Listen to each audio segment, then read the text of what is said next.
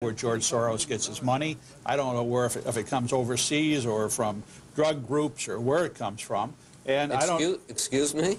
Well, that's what he's been for a number of years. George Soros has been for legalizing drugs in this country. So, I mean, he's got a lot of ancillary interests out there. He really hates this country, and he funds these things, as your chart points out, and open borders and even radical Islamic groups that defend suicide bombers. In the Democratic Party, George Soros has bought his way into your party, and he is funding smear groups that pretend to be objective. It's time to call a spade, and a socialist a socialist.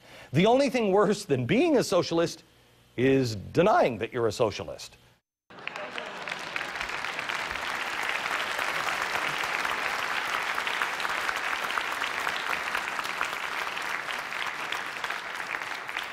Well, now we come to present-day America and the war on terror. Orwell, in 1984, gave the picture of a totalitarian regime with the Ministry of Truth controlling all the outlets and the thought police dealing with dissidents. Obviously, America today is not a country like that. We are an open society, we have pluralistic media, we have the rule of law. And nevertheless, the propaganda methods described in Orwell's 1984, newspeak, which is basically a language of deliberate deception, is flourishing in America today. Now, how is that possible? The quintessential example of newspeak is the war on terror. That is not immediately obvious, because when we think of newspeak, we think of the slogans in 1984, war is peace, freedom is slavery, ignorance is strength. This is the double think that you were talking about earlier. And obviously, the war on terror is not that kind of double think, because terrorism is a real threat, and 9/11 really happened.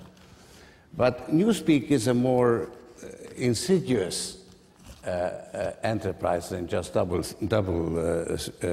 think. And I actually want to quote a little description from the ideologue Syme in 1984. Don't you see that the whole aim of newspeak is to narrow the range of thought? In the end, we shall make thought crime literally impossible, because there will be no words in which to express it. Every concept that can ever be needed will be expressed by exactly one word, with its meaning rigidly defined and all its subsidiary meanings rubbed out and forgotten. And that actually, I think, fits the war on terror perfectly well, because that is a simple, it's not one word, but it's practically one word, because to fit the newspeak language, which actually guided the people who were engaging in this propaganda. Frank Luntz, whom you will hear later this afternoon, has said in his book that he used 1984 as the textbook for how to formulate ideas. So the word terrorism was cut down to terror, war on terror. And it was given a very narrow definition. A metaphor was turned into reality. And since it was an abstraction, you could turn it against anyone, because and you create a permanent war, which is in fact the conditions described in 1984. Because terrorists are invisible, therefore they'll never disappear. So as long as you wage a war on terror, you can continue to do so forever. And you can use it to identify anybody as the enemy, because after all, as we well know, Saddam Hussein had nothing to do with Al-Qaeda. In fact, he was opposed to Al-Qaeda, but we used the war on terror to attack Iraq.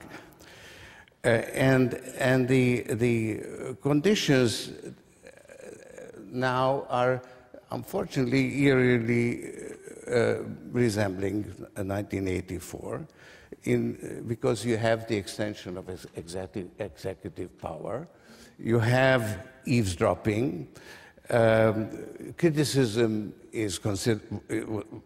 was considered unpatriotic. This spell lasted for about 18 months, which allowed President Bush to use the war on terror to attack Iraq. And of course, there is a certain invasion of civil liberties, although they tend to, and there's torture, for instance, but that applies to them and not to us, and therefore we are not too concerned about that. So here is the quintessential example of the war on terror. And I was terribly concerned about this because I have lived through Nazi and communist propaganda.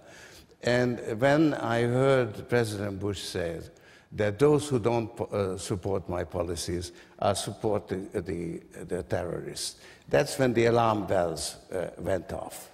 And I actually said so. And that was then misinterpreted, and I was attacked. Soros calls Bush a Nazi.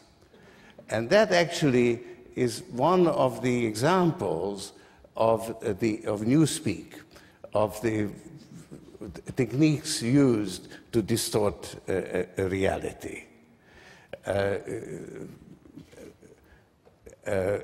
I was arguing that the country has fallen into the hands of extremists, and you turn that around. It's called, I call it transference. I was then painted, as you could see, as the extremist. That's one of the most successful techniques of newspeak. So how is that possible? I mean, it really puzzles, I think it ought to puzzle all of us. How come that we don't have the kind of resistance to this kind of propaganda as we have just heard from Constance Geppert? I tried to answer it, and I know it's not a complete answer, but here are some of the elements. One is that the techniques of deception have been really perfected since 1984. It's partly the advertising industry that has really sort of, it's a commercial use, which then was eventually transferred to politics. And actually, the art of deception has become a science. Because there is cognitive science now, which has some very interesting findings about how the human mind works. And these findings actually justify or give a scientific basis